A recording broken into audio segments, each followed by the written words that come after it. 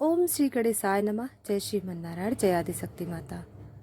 दोस्तों, आज हमारे चैनल पर श्रवण करेंगे बरुथनी एकादशी की पूजा विधि और कथा।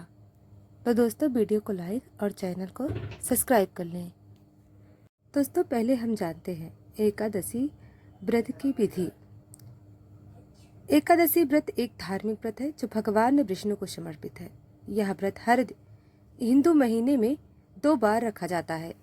एकादशी व्रत की विधि: सुबह जल्दी उठकर स्नान करें, भगवान विष्णु की पूजा करें, एकादशी व्रत कथा सुने, भगवान विष्णु के मंत्रों का जाप करें, पूरे दिन उपवास रखें, शाम को आरती करें। दोस्तों, अब जानते हैं नियम।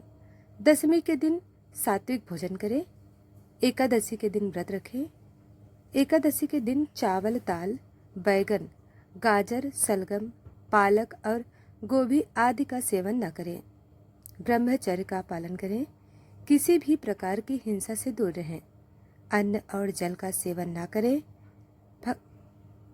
अगर आप नहीं रह पाते हैं तो फलाहार करें। भगवान विष्णु के मंत्रों का जाप करें।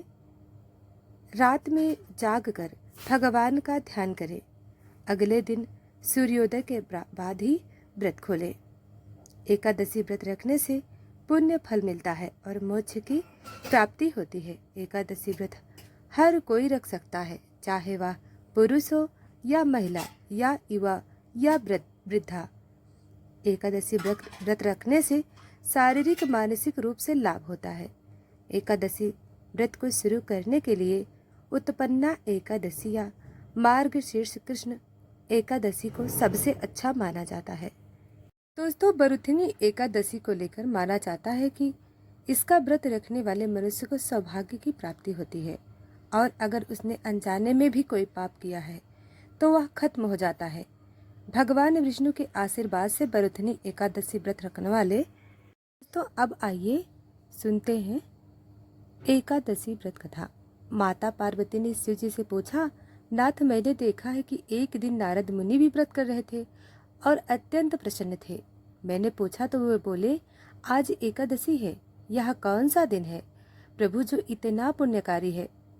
शिव जी मुस्कुराकर कहा, देवी, तुमने बहुत उत्तम प्रश्न किया है। एकादशी व्रत समस्त पापों को नाश करता है। यह स्वयं भगवान विष्णु द्वारा प्रतिष्ठित है।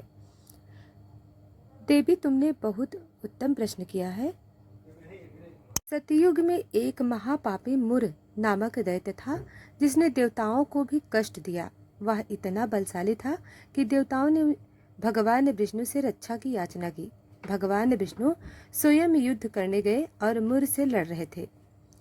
युद्ध कई वर्षों तक चला। अंत में भगवान एक गुफा में विश्राम करने लगे।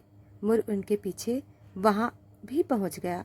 तभी उस गुफा से एक दिव्य स्त्री प्रकट हुई। वह मुर को देखकर क्रोधित हो उठी और युद्ध कर उसे मार डाला। जब भगवान विष्णु जागे, उन्होंने उस स्त्री से पूछा, तुम कौन हो? तो स्त्री बोली, हे प्रभु, मैं आपके तेज से उत्पन्न हुई हूँ और आपकी सेवा हूँ। भगवान विष्णु बोले, तुमने मुर जैसे राक्षस का वध किया है, इसलिए मैं तुम्हें वर देता हूँ। तुम आज से एकादशी कहलाओगी। जो भी तुम्हारा व्रत करेगा उसे मोक्ष प्राप्त होगा। पार्वती जी यह सुनकर अत्यंत प्रसन्न हुई और प्रभु, मैं भी इस व्रत को करूंगी ताकि लोगों को प्रेरणा मिले। उस दिन से माता पार्वती स्वयं व्रत करने लगी और कैलाश पर्वत पर कई व्रतों का अनुष्ठान हुआ। दोस्तों, एकादशी केवल एक नियम नहीं, आत्मा का जागरण है। बरुथनी एकादशी वैशाख कृष्ण पक्ष की एकादशी होती है और यह बहुत ही पुण्यदायी मानी जाती है। बरुथनी एकादशी का अर्थ होता है रक्षा करने वाली, यानी यह एकादशी व्रत करने वाले को सभी प्रकार की विपत्तियों और पापों से रक्षा करती है। तो ये सुनते हैं बरुथनी एकादशी की पौराणिक कथा। यह कथा पद्म पुराण में भगवान श्री कृष्ण ने धर्मराज युधिष्ठिर को सुनाई थी। प्राचीन काल में नर्मदा नदी के तट पर एक पुण्यात्मा राजा मांधाता राज्य करते थे। वे बड़े परोपकारी, सत्यवादी और धर्मपरायण थे, परंतु एक बार उन्होंने कुछ ऐसा पाप किया जिससे उनका पुण्य छीड़ हो गया और वे अनेक कष्टों में फंस गए। राजा मांधाता ने अपने पाप की मुक्ति पाने के लिए महान तप किए और अंत में महर्षि अंगिरा से मिले। हे राजन, तुम्हारे पाप से मुक्ति केवल एक ही उपाय से संभव है। तुम बरुथिनी एकादशी का व्रत करो। यह व्रत पापों को नष्ट करता है, दुर्भाग्य को भाग्य में बदलता है। राजा ने विधि पूर्वक बरुथिनी एकादशी का व्रत किया और उन्हें अपने पापों से मुक्ति प्राप्त हुई। वे फिर से अपने धर्म में स्थित हो गए और अंततः विष्णु लोक को प्राप्त हुए। दोस्तों, अब जानते हैं बरुथिनी एकादशी व्रत का फल और महत्व। यह व्रत करने से व्यक्ति पूर्व जन्म के पापों से मुक्त हो जाता है। राजा मांधाता, धुमार, हरिश्चंद्र आदि ने इसी व्रत से महान पुण्य अर्जित किया है। जो दान, यज्ञ, तीर्थ वर्षों में भी फल न दे, वह एक बरुथिनी एकादशी व्रत से मिल जाता है। यह व्रत अकाल मृत्यु, रोग, न्याय, हानि और दरिद्रता की रक्षा करता है। तो अब आइए सुनते हैं अशुभ कर्म से शुभता की और एकादशी देवी की कथा। पुरातन काल की बात है। भारतवर्ष के मध्य में स्थित एक नगर में सुधर्मा नामक ब्राह्मण रहता था। वह अत्यंत निर्धन था, परंतु उसकी भक्ति अद्भुत थी। उसकी पत्नी सरल स्वभाव की और पुत्र सत्यानंद बहुत ही विनीत और धार्मिक था। सुधर्मा नित्य ब्राह्मणों को अन्नदान करता और स्वयं उपवास। उसका पुत्र सत्यानंद जब थोड़ा बड़ा हुआ तो उन्होंने अपने पिता से पूछा, पिताजी, आप भूखे क्यों रहते हैं? यह किस पुण्य का मार्ग है?